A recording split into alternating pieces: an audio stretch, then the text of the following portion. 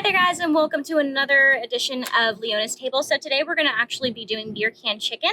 So we are going to, as you can see here with my lovely chicken, I would say little, but he's a pretty big guy, roughly 6.3 pounds. So we're going to be going ahead and doing a beer can chicken, but not your typical beer can chicken. I actually teamed up with my awesome friend over at the boutique over in Cedar Park. His name is Scott. He's amazing. And when I went to go and pick up my beer today, because originally I was thinking about doing, like your typical beer can chicken, typically I do a Dos Equis or something just to kind of give it that nice flavor. But we actually came up with this idea and, he kind of sparked it in my head. And, I thought about some more and I was like, wow, okay, let's do that. That sounds like that'd be awesome. We decided to go ahead and try out a beer can chicken with this lovely Best Made sour pickle beer. But originally I was just going to do that one, but then I thought about it some more and I like a little bit of heat. We're going to go ahead and we're going to try out the Bloody Mary version of it, which by itself, you guys, is awesome. So I went ahead and I did a combination of different spices in there. As you can see, my lovely mixture right here. Obviously there's going to be salt and pepper too, but we're going to do a combination of chili powder, onion powder, some paprika, garlic powder, and some ground comino. So we're going to be doing a combination of those. Each one of those I did roughly 2 tablespoons each in there, and then I also did roughly about a cup of honey in there as well. Mix it all together with about a quarter of the can of the Best Made Spicy Bloody Mary pickle beer, and that's going to be our marinade that's going to be going on top of the chicken. So all right, so we are going to take our mixture right here. We're just going to go ahead and pour this guy on.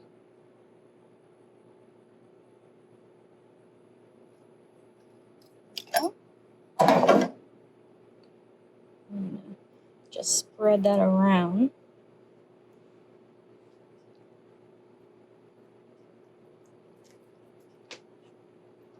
All right, so for those of you that are watching, my grill has already been preheated, so it obviously will not take me any time to really put the bird on there. But if you haven't done so already and you're at home and you're testing this out, definitely go ahead and preheat your grill. If you're using charcoal, that's awesome. Definitely do it. It's going to give it some nice flavor. I myself am using a propane grill, so things will vary a little bit differently on there as well. But I preheated the grill to about 350. You don't want it to duck down below 300 to you right there. And we're going to reserve some of this as well for whenever it's cooking. We're just going to go back and baste it again. But we're going to go back inside and give my hands a quick wash because look at that. Add some salt to the cavity because we need flavor. All right, perfect. So our bird is ready to go. We're going to add him onto our pan, which I have gone ahead and give a quick wash as well, real quick again. So in here, let's go ahead and let's add just a little bit of our mixture into our beer. I know it looks really lumpy right now, but trust me, it's going to get in there. It's going to soak up the flavors, and that's what we're looking for. Yeah. So let's go in here now with our lovely bird. And typically I try and do at least a 3 to 4 pound bird whenever I'm doing this. But since I'm going to be feeding a family of 4 tonight, I figure might as well go ahead and, get a bigger bird. People deserve a bigger bird. We're just going to do a quick brush down again. Grab this guy. Do a quick brush.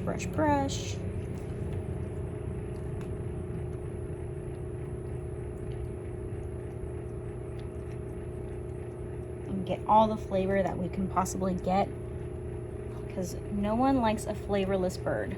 We are not about that here. Okay. Beautiful. And it's always important whenever cooking food, just in general, I feel as a good rule of thumb, always wash your hands, but especially when working with poultry, you know, there's a greater chance of salmonella. We are not about that here. Like I say in almost every single video, I'm pretty sure every video that I do, we don't want foodborne illnesses. That is not what we're about. We want to actually be able to enjoy our food. So let's go ahead, make sure that we wash our hands. And you know, with the current climate that we're in right now, let's go ahead and just make that a rule of thumb in general. Always wash your hands. Don't be gross. No one wants that. We're about to start our whole grilling process. We're going to move this guy over here to our lovely, lovely grill. And we're going to let this guy chill out and grill for roughly. I'm going to just give a quick looky-loo on this guy.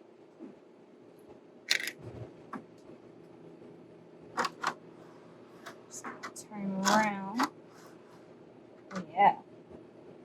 I think he's looking pretty good. I think we need to get a little bit more color on the front, but the back got a lot of color.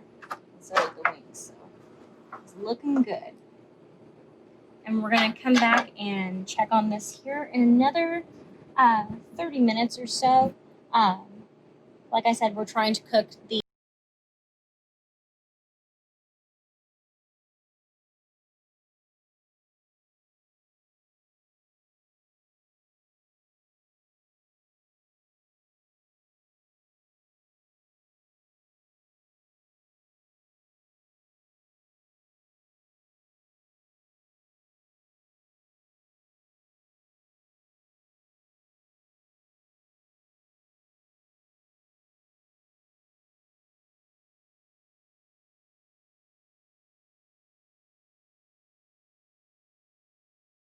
So we're going to get our mixture and go back in here real quick. Do a quick little brushy brush. Add a little bit more liquid into here. Some nice, delicious beer. Yeah, that's right. That's what we're looking for. So we're gonna add it, brush. Add more flavor. Beautiful.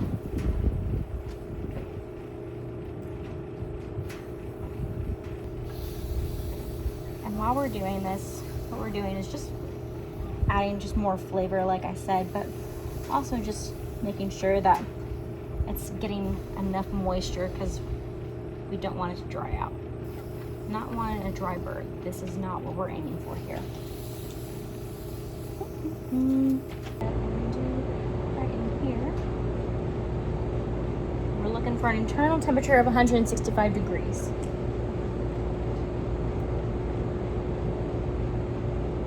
Ooh, yeah, we are there. We are there. We're actually a little bit over, which is just fine because she was a thicker bird.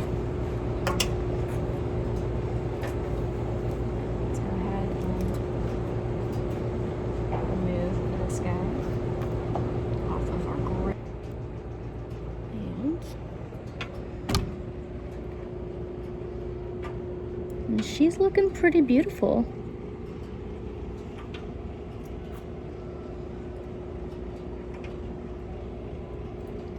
All right.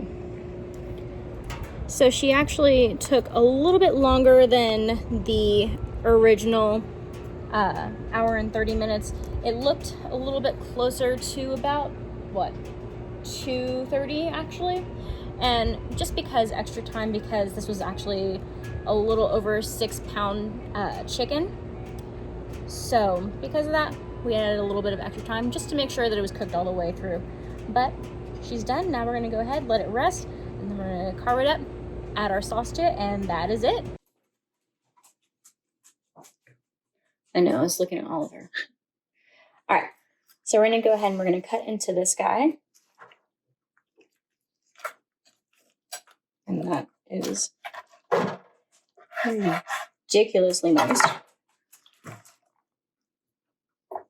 Gonna cut into here as well. And you guys, it's just falling apart. It's just going right off the bone, which is exactly what we're looking for, especially with a beer can chicken, because you don't want it to be dry, and it shouldn't be dry, especially with all that extra moisture that it's getting from the beers. And we did add another beer can into the process while we were cooking, because the beer was just evaporating like crazy. So we did not want it to dry out. So we did add another beer. So in total, we used 3 cans of beer on this chicken. Excuse the noise.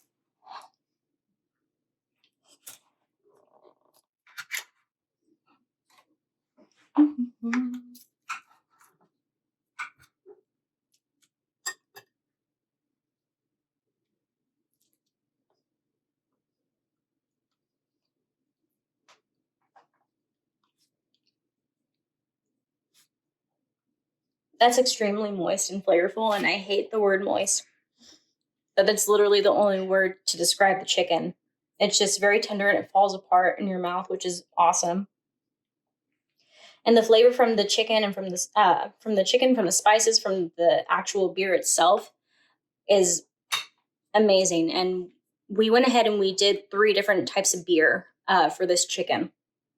So it should just be a drunken chicken is what you can call it. But there is the Bloody Mary spicy dill pickle beer that's from Best Made, or dill pickle beer from Best Made as well. And both of those I got from Boutique over in Cedar Park. So if you're here in Austin, if you're here in the Cedar Park, Leander area, definitely go check them out, because Scott's awesome and he'll help you with literally anything. But those are the ones that I found today that I tested for this recipe. So shout out to Scott. He helped with this whole process. And yeah, I think this is a great meal, especially for going into fall. People are going to be grilling nonstop, especially with football games. So I hope you guys go ahead and test this one out. I hope you enjoy it whenever you do. And I will talk to you later. I hope that you have a fantastic week. Stay safe, stay kind, and I will talk to you guys soon.